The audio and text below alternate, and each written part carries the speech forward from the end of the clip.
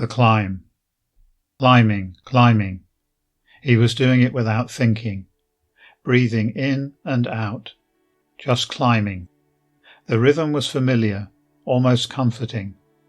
Reaching for the next branch, finding the correct footholds, searching through leaves for a view above, lifting oneself upwards. All of this he could do without thought. He had entered a surreal mental world of regular, systematic, physical rhythms, the rhythms of ascension. The ancients had discovered the beauty of the climb, the way in which the mind could separate itself from the body after climbing for time without end. All their mystical wisdom could be traced to this experience.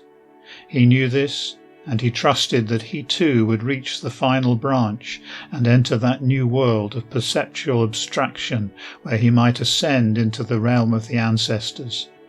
Each branch, therefore, was not only a branch, each bough more than a place to catch your breath, every stem and twig a foretaste of a greater, wider life beckoning one upwards, ever upwards. So he climbed. It was a race with himself and with others. All around him he could hear the other climbers, rustling leaves, crackling twigs, creaking branches, all announced that he was not alone. They were all climbing, racing each other and themselves. The climb was what they lived for. Every hope, every dream was focused upon the climb if you were male. The females did not climb, not ever. They were far too important to climb. They planned and organized and bred for the future. They were the future. The males were the climbers, climbing for food, climbing to explore, climbing to unlock the mysteries of existence. It never occurred to him to question why he might not descend as well as climb. Of course, the females never suggested descending. They encouraged and spurred on the males to climb, only climb. Nobody descended, ever. There was no interest in what was below, only what was above. Below was dark and unknown, cold and silent. There were no stories of below, only of above. Below was the place of death. The dead were lowered there, wrapped in vines, their bodies disappearing into the leaves and darkness. After the appointed time, the vines were drawn up again, and there was never any sign of the bodies. They were gone, the vines torn where the body had been wrapped. Who would aspire to enter such a world? He thought of the female that had noticed him before the climb. There was a chance, he hoped, that if he did well in the climb, if he survived, if he returned, that she might allow him to breed with her. These thoughts drove him upwards ever faster and faster. He was climbing to assure his own future, he believed. He felt a sense of freedom as he climbed, as if he was escaping the confines of his existence. This was the paradox. He both climbed to win a mate, but also climbed to free himself from stifling female control. The inclination of the females was always to maintain the pattern of the familiar, because the familiar was what kept them all alive. Life was terrifyingly insecure, and so they sought to live without any unnecessary risks. And yet even the females knew that the tribe also needed the males to climb. The eternal tension between the sexes was in reality a necessary struggle for their survival. There had been attempts in the distant past to shut down the climb. However, experience had taught both sexes that no climb meant a slow but steady decline in the group. Tensions flared, factions emerged, frustrated males fought, and the band slipped into gradual but inevitable degeneration.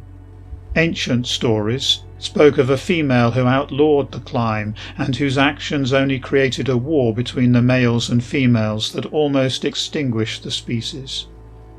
Only their group had survived this cataclysmic moment, seeking stability on the great branches by embracing the climb and its consequences. The tradition of the elders, therefore, was that the troop could only survive if the females ruled and the males climbed. He was not the first. He was certain of this now because he could hear at least 3 climbers above him. He hastened his movements, but could not seem to close with those above him. They were actually pulling away from him, he sensed. They had reached a level of rapidity and rhythm in their ascent which separated them from himself. He was fast, he knew. So if they were increasing the rate at which they were scrambling upwards, he wondered at their speed. If they could keep it up, they might reach ascension even now, with the climb hardly begun. This thought caused him to lose hope for himself. What chance of any breeding for him if he only managed to survive his climb?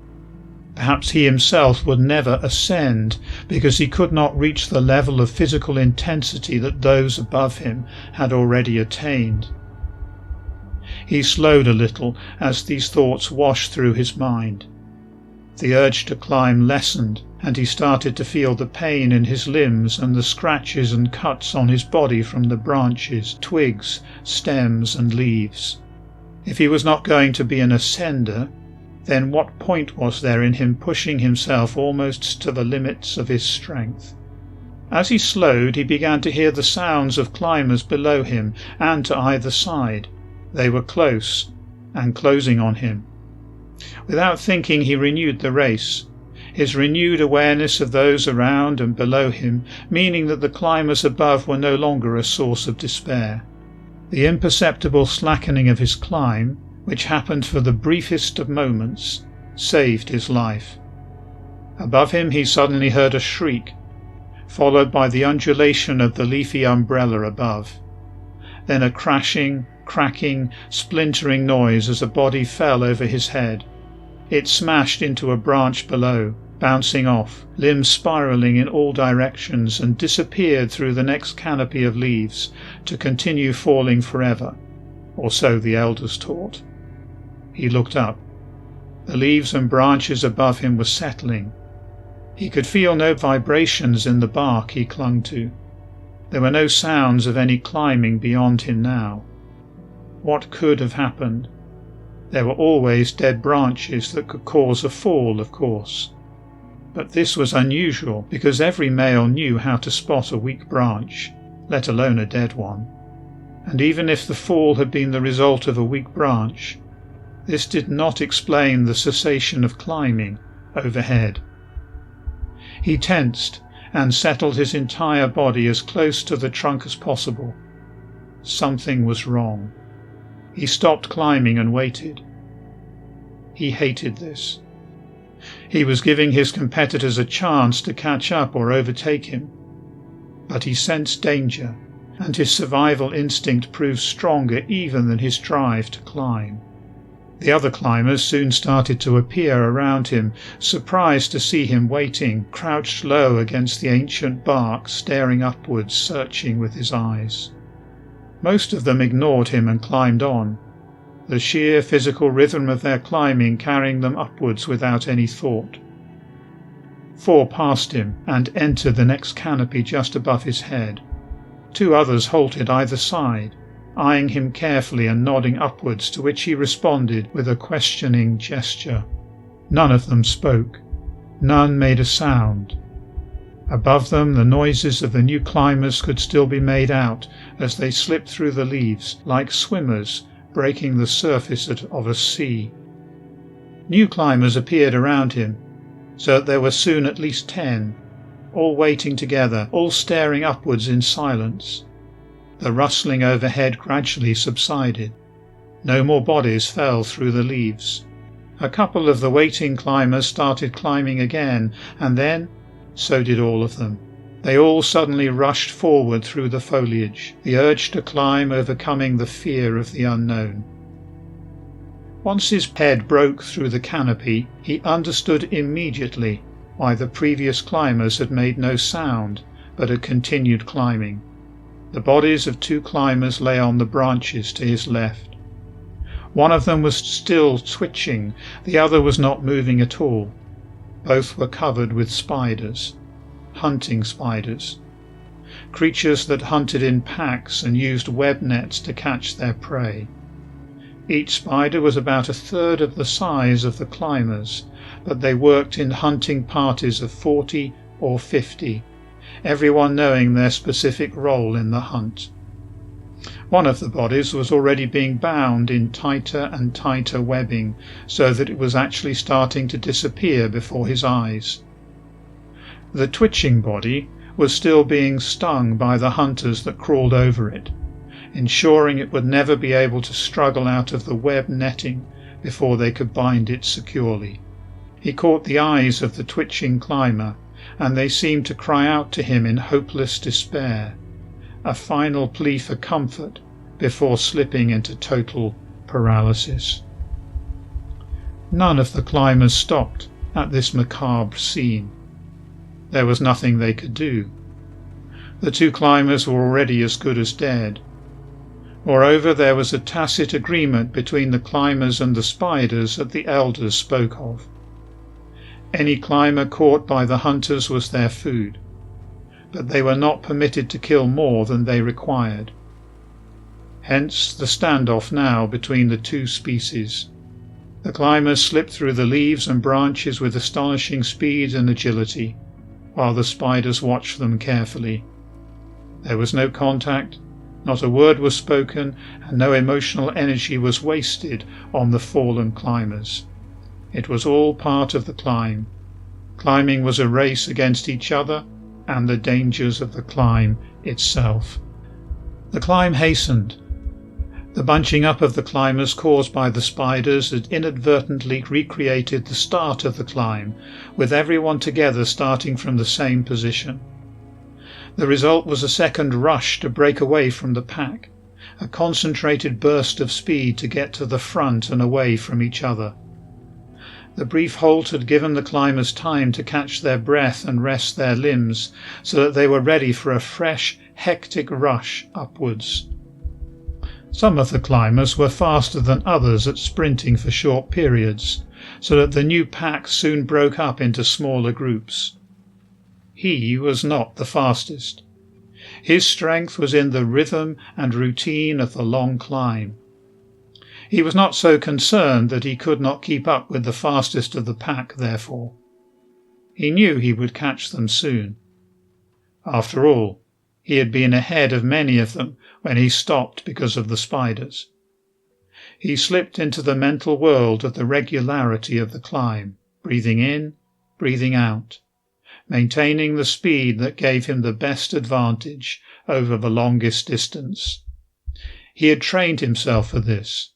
He was confident in his ability to climb higher than anyone had ever climbed before. That is, if he did not encounter predators.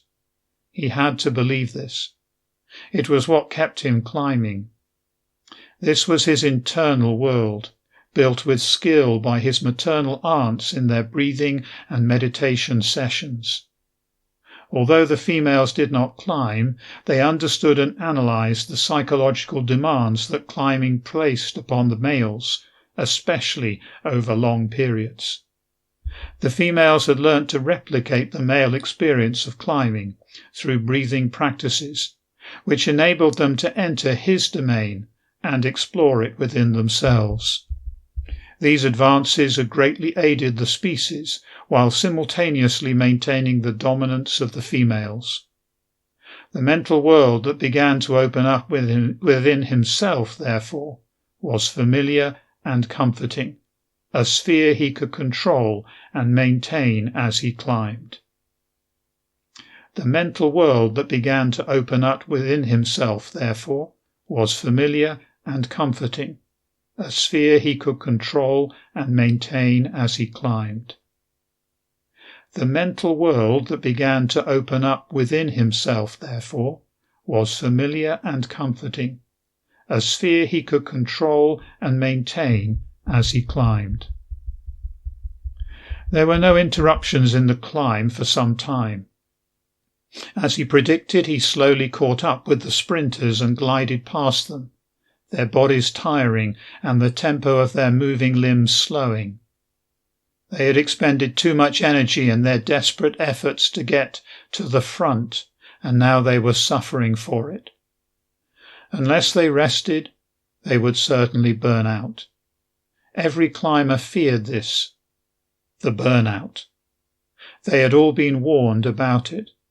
Some had seen it. Climbers who could no longer move or even breathe, their energy utterly dissipated, limbs lying useless, eyes lifeless and black. Most climbers with burnout did not survive. The few who did never climbed again and were looked down upon by their peers. Survival of burnout was whispered to be a living death, worse than death itself. Such individuals would never mate, since no female wanted a stupid male who had wrecked his body. Far worse than even this, of course, was the fact that the survivors were of no use even to themselves. They were simply a burden upon the whole group. Many burnouts, because of this, quietly disappeared and died alone, life becoming a greater agony for them than even an isolated, meaningless death. Even though he was able to overtake the sprinters, he was not alone. There were 2 other climbers with him.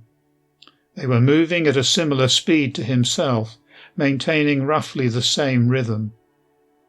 One climber gradually gained a little on him, climbing infinitesimally faster, so that this climber started to overtake by what was initially the merest of spaces.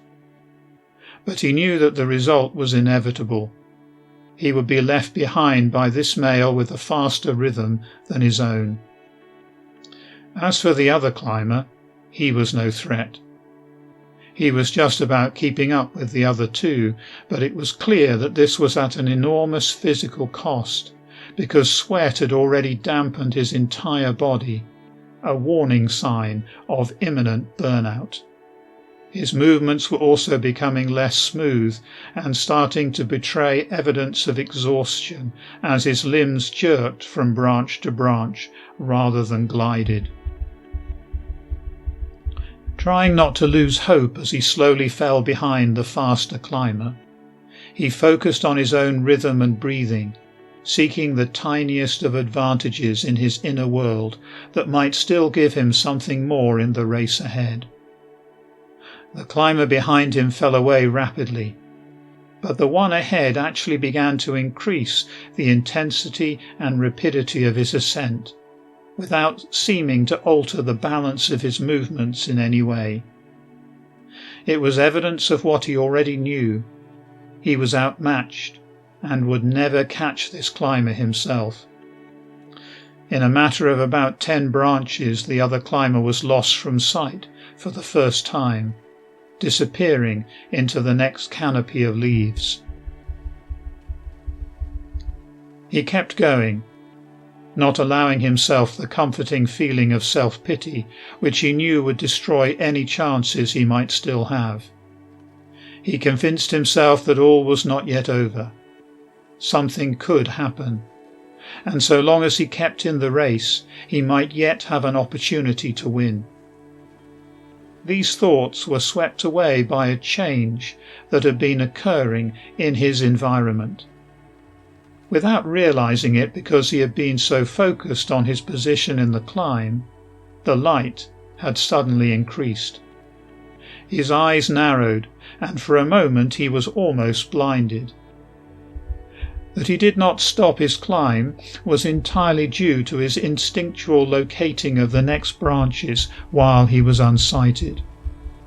Muscle memory took over, and he kept climbing as his eyes gradually cleared. The difference now was that he could not look ahead of himself without being blinded again. He was compelled to keep his eyes focused only upon his limbs and marginally above them, lest the searing light darken his world. Was he experiencing what the ancients had spoken of and the females had recorded? Was this the light that could not be endured? The light that burned a climber's eyes? He searched his memory for what else had been said by the female word keepers when they had been preparing the climbers. They had spoken of the great climber, the only member of the species ever to reach the end of the branches and return, how he had cried out in agony as he had been scorched by the light at the end of the world. He had recalled the heat of that light, which had burnt his fur and damaged his eyes. He was blind when he returned to the home branch and died in hopelessness soon after. But his words had inspired every subsequent climber, and the word keepers and wisest females had analysed them in the minutest details for as long as could be remembered. As a result, in preparing each new generation of climbers, they had warned them of the burning light and counselled them on taking steps to avoid losing their eyesight. Much thought had been given to how this could be done, and eventually the consensus seemed to be that climbers should slow down and ascend in reverse. This method had been tried by climbers in other circumstances, and it was the natural means of descending anyway. They had all trained using this technique of ascent before the actual climb itself. Moreover, the females had demonstrated a new approach to the problem of using the eyes, even in the face of a blinding light. They advised that rather than employing the tail as a fifth limb, which was the usual approach to climbing, the climbers should utilize the fluff at the end of the tail as a filter through which they could look upwards. Not all the climbers were enamored by this suggestion, given that the females had naturally larger balls of fur at the tip of their tails, and there were comments about females wanting climbers to behave like females. Even so, the complaints had gradually been overcome as the climbers thought of the potential glory of reaching the burning light. All these thoughts passed through his mind as he turned his body around and began to ascend in reverse. He followed the precise instructions of the female advisors. Every second breath he glanced ahead through the ball of fluff at the tip of his tail as it spread in front of his eyes. Moving like this, he continued to climb, much more slowly than before, of course, but now without the imminent danger of total blindness. He could actually feel the light on his rear end, which was a completely new experience. It made him smile to himself. With every movement upwards the light was becoming brighter, and he soon found that he was forced to slow his ascent and only peep through his tail furs less frequently than the females had advised. Something else was changing as well. The branches were swaying much more than he was used to, and the leaves were rustling as if there were creatures charging amongst them, but he could see no evidence of this. Even the branches themselves were changing. They were smaller and thinner and started to bend as he crawled over them. A new world was unfolding before him. The leaves seemed to glow like he had never experienced before. He continued upward and found the other climber, curled up against some branches, wrapped in leaves. He was shuddering, his eyes blackened by the light. His climb was over. He would never climb again. He would never move from this position unless carried from it. His desire to win the glory of the first climber, to reach the point of the great climber, had been his undoing. He had left it too late to protect his eyes. He had climbed into the burning light and paid the cost with his sight. There was nothing to be done for this unclimber now. Perhaps later he could be brought down, but now was not the time. Now was the time to climb with caution. There were no other climbers, so climbing could be done as it had never been done before, slowly. Gliding carefully over the squirming male, he reversed into the light, which was now blazing through the leaves themselves, or so it seemed to him. He soon wished he could have used his tail for what it was designed for, because he found himself swaying on the branches as they continued to get thinner. Balance became an issue, especially with the strange stirring of the leaves, which was increasing all the time. Something he could not see was brushing against his fur, sweeping over his body as it seemed to push aside leaves and branches with its fingers. This strange, invisible creature suddenly roared in his ears. It seemed to surround him, or was he confused? Perhaps there were many of these beings rushing around him and all over him. Were the branches dancing to their commands? Then the burning light dimmed. A shadow seemed to creep over the bouncing leaves. He felt the light withdraw as its power waned and the warmth that had washed over his body departed. Slowly, carefully, cautiously, he turned around and started climbing normally, but not at full speed. He was thankful for his tail now, because he needed to balance himself as thin branches bent beneath him when he stepped upon them. Suddenly he broke through the leaves for the final time, and there was nothing to climb onto. He stopped. The branch he was clinging to swung this way and that, never stationary, as if having a will and a life of its very own. He could do nothing to stop it. The swaying of the branch seemed to mirror physically what was happening to the climber psychologically. His foundations were gone. There were no more branches and no more leaves above him. What was above him could not be described. He had no language, no mental framework available to process what he saw. All around him there were leaves rustling, dancing and bowing before the unseen creature that swept its claws over them. As far as he could see on every side it was the same, an undulating bed of leaves.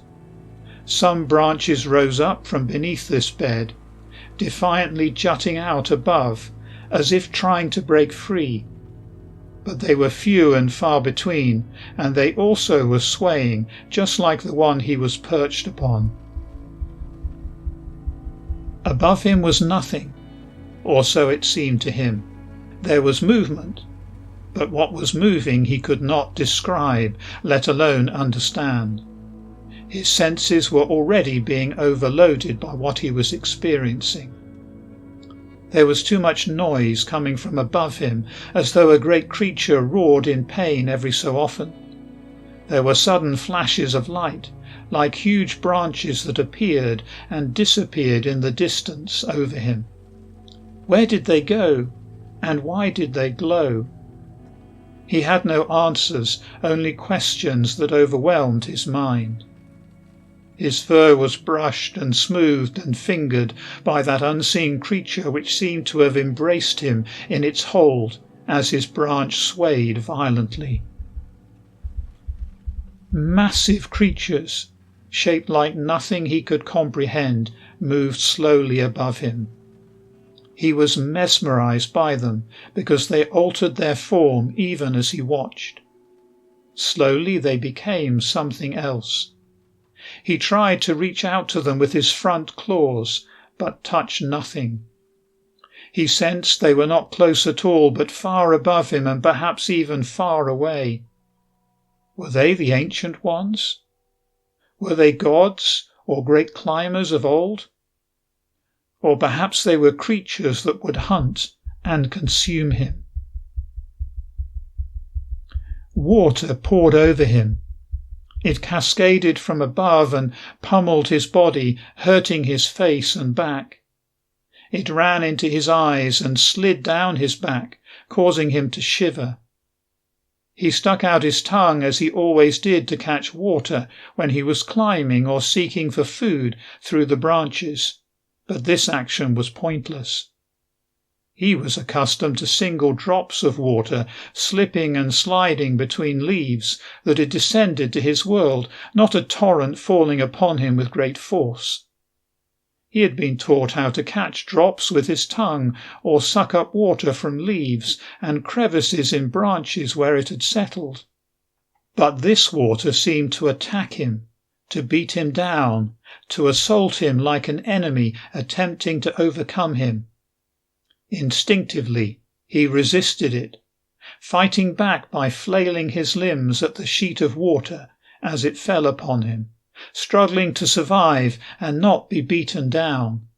His mouth and eyes filled with water as he coughed and spluttered and swung with his branch at the mercy of the invisible animal that played with him. How long this lasted he could not tell.